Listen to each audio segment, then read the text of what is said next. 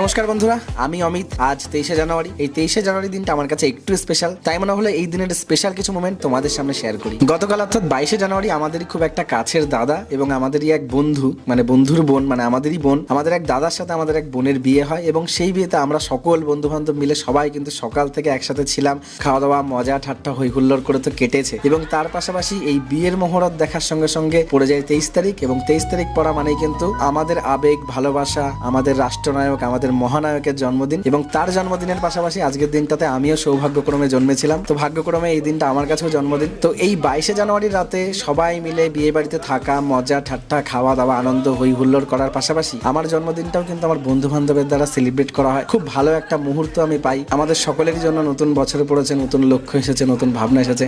আমরা সকলে নিজ নিজ পথে এগোই, ভালো কাজ করি, এটাই বলার ছিল। খুব ভালো থাকবেন, সুস্থ থাকবেন।